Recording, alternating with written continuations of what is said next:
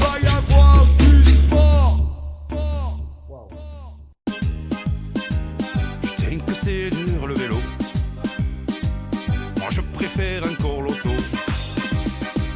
Y a pas de Théo dans la musette à Jaja. Il n'y a que du Pernod et une danse de calva. Y a pas de Théo dans la musette à Jaja.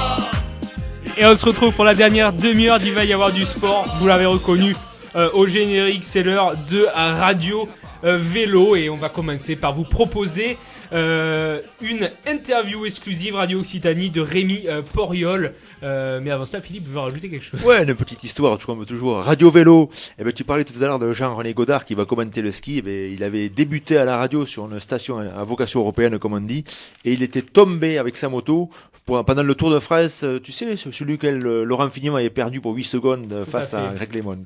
Voilà, c'était en 1988, je crois. Voilà. Et à cette époque, Jean-Paul Olivier commentait encore en direct à l'arrivée des courses. Je veux dire, il était sur le terrain. Voilà, mais là, Jean-René Godard, il commentait pour la radio à l'époque.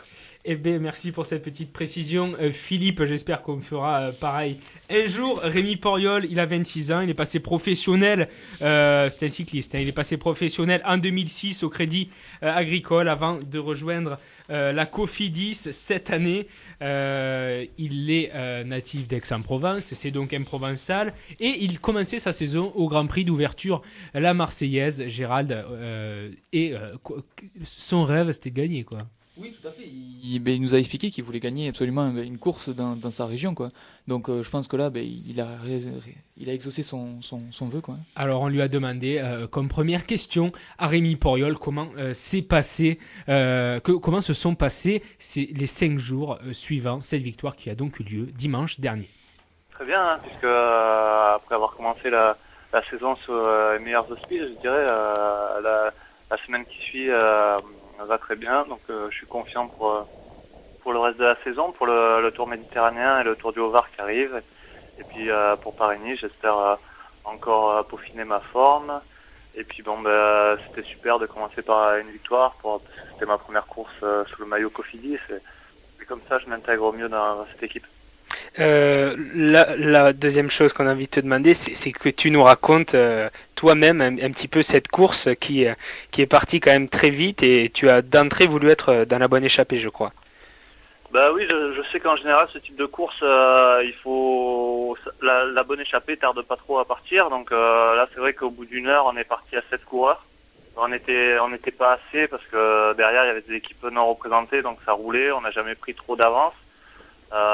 Donc c'était pas gagné d'avance, mais je connaissais bien le terrain, j'ai pu faire creuser l'écart dans quelques descentes, et dans le final il m'est revenu 2 coureurs de Bouygues Télécom, Vauclair et Trofimov, à 10 secondes derrière, donc j'étais un peu découragé, je pensais que c'était cuit parce que ça faisait 100 km que j'étais échappé, et puis quand même j'ai pu résister, j'ai fait les derniers 15 km avec entre 8 et 10 secondes d'avance. C'était suspense, c'était chaud pour cette première victoire. Ouais, tu l'as dit, tu connaissais bien ces routes parce que toi tu es provençal, j'imagine il y avait ta famille, et c'était un petit peu le conte de rêve, quoi, le conte de fées, pardon.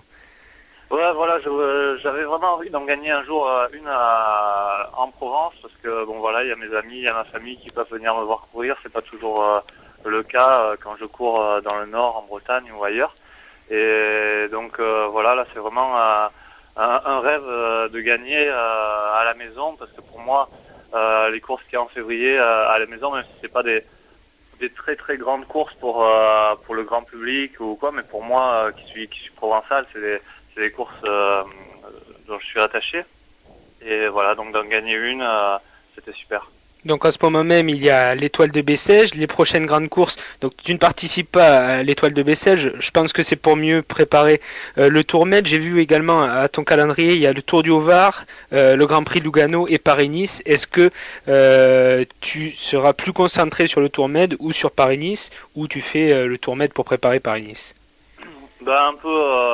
En fait, là j'essaye d'avoir un pic de forme pour Paris-Nice, pour vraiment bien marcher à Paris-Nice. Donc, mais là, je suis déjà bien en jambes. Donc, si je peux gagner une autre victoire d'ici Paris-Nice, ça serait super. Je vais pas m'en priver. Je vais faire les des courses à fond, que ce soit le Tour méditerranéen, le Tour du Haut-Var, le Grand Prix de Lugano et Paris-Nice. Et puis on verra après Paris-Nice. Par contre, je vais souffler un peu parce que j'aurais fait un bon début de saison et puis après préparer les classiques ardennaises, puis après ressouffler un peu et puis préparer les courses à étapes de l'été.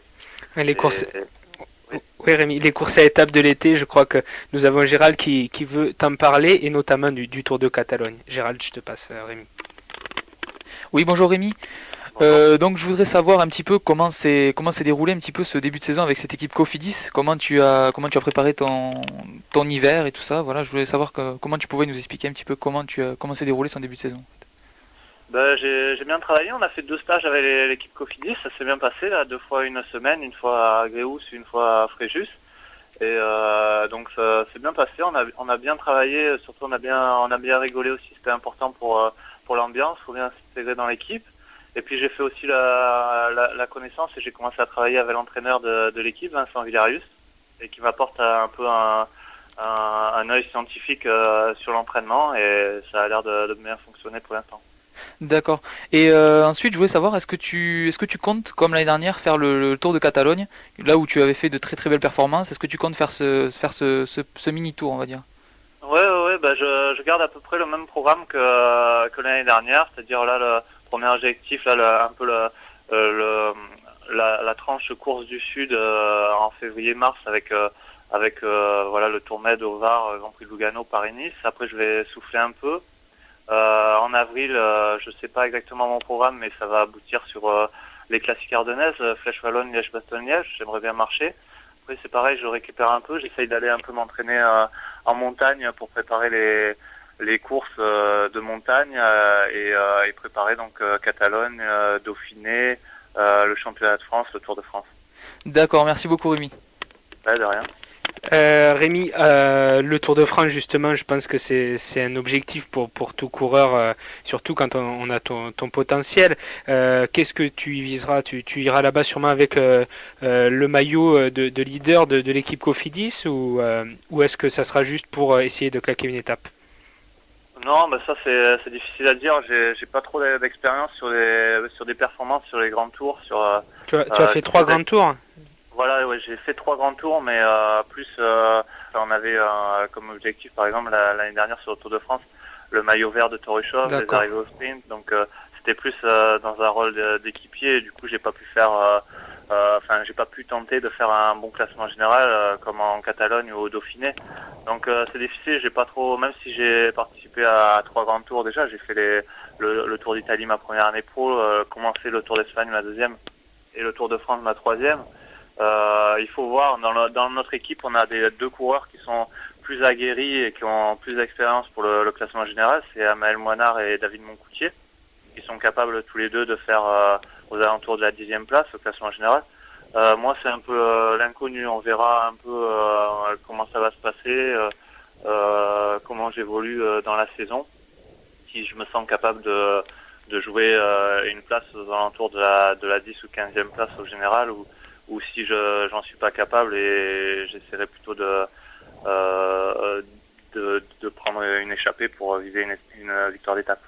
Eh bien, en attendant, Rémi, on va te souhaiter un très bon début de saison, même si c'est déjà très bien parti. Et puis, on t'appellera lors de ta victoire sur le Tour Med ou sur Paris-Nice.